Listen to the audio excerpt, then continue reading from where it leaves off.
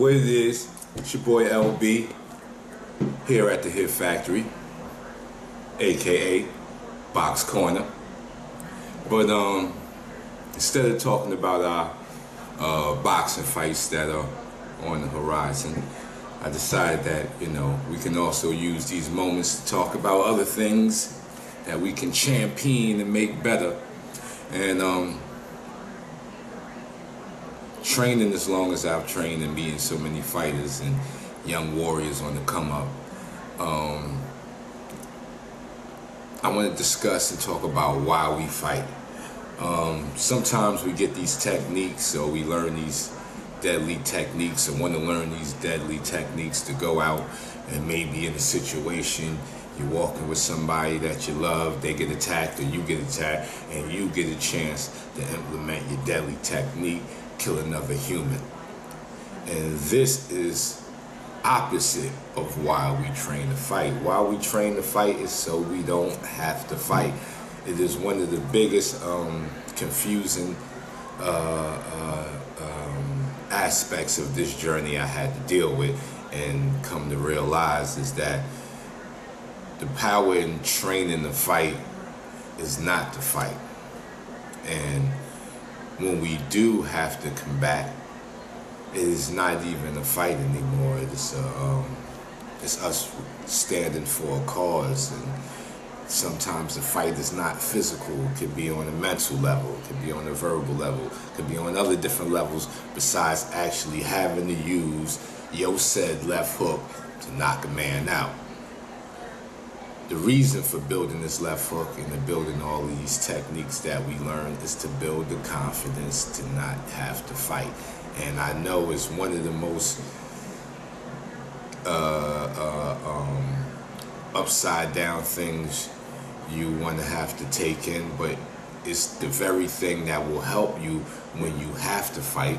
Because of this thing, you will be able to show mercy up to the point of having to actually exterminate another life. And if that happens, because of all of the steps you took to prevent and to go another route, if that happens, you will be deemed a hero. And this may not be a hero of having to extinguish another life, but a hero in your actions on how you went about it in that very moment. Other than that, you could be looked at as a guy who just, somebody banged on his car. He got out of his car, hit him with the right hand. He fell, hit his head, and the man has passed on. And this guy now faces murder charges. And that's not a victory.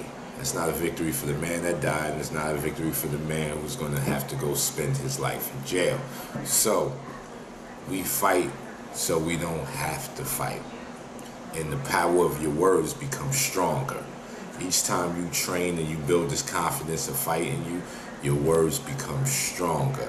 And when your words fail, the physicality can take over, but it will take over in such a way it will follow your words, and you won't step out besides that. Meaning, if you're already won the fight, there's no reason to drag, stomp on heads, kick craniums, break backs when the person is already down.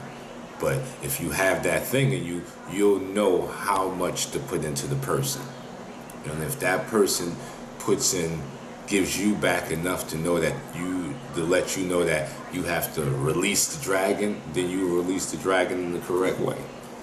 If not, then you can fall in one of the other categories where you will not be the hero of that day, and it can go totally wrong for you. So, know in the back of your head when you're training all your killer techniques, you're hoping to not have to use said killer techniques. And the next thing we're going to talk about is how also using your fight to build your inner drive. They said the warrior's path is the quickest way to enlightenment. It's because within fighting other people, you learn a whole lot about yourself, and you strengthen yourself as you get better in the fight. And even as the underdog, never count yourself out. If you look at me, I was the underdog in 52. I was the man they tried to run out of 52 for whatever reasons. You know, it could be a lot of reasons. They didn't think I'd carry the torch well or sit in the throne the right way, and they figured, you know, somebody else was better suited.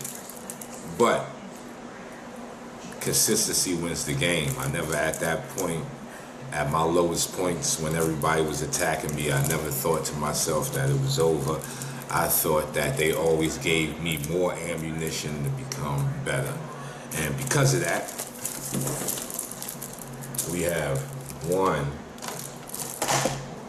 2, 3, 4, 5, 6, 7 DVDs at lightburley.com that you can purchase on 52 blocks. I also have the DVD on sensitivity that is sold with the book of 52 blocks. In the back of the book is the whole system written out.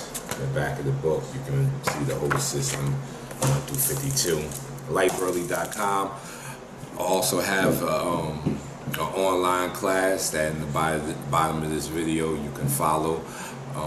If you want to take classes in 52 blocks and you probably thinking, hey, I'm too far away to reach you, Mr. Burley, and I still want to take your class, well, we have a solution. The online class is piping hot, man.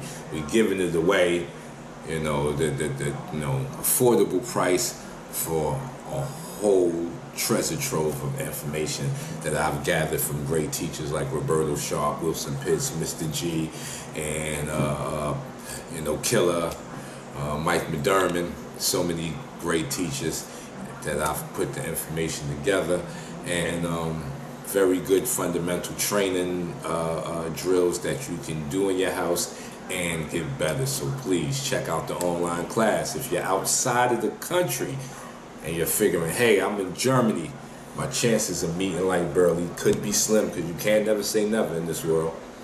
Well, what you can do is take the online class. The information will be available in this video. Always subscribe, hit the like buttons, let me know what you think. It's your boy LB. Until the next time, Box Talk. That's what we call it right now. It's usually Box Corner, but today it was Box Talk. The importance of why we fight, so we don't have to fight. It's your boy.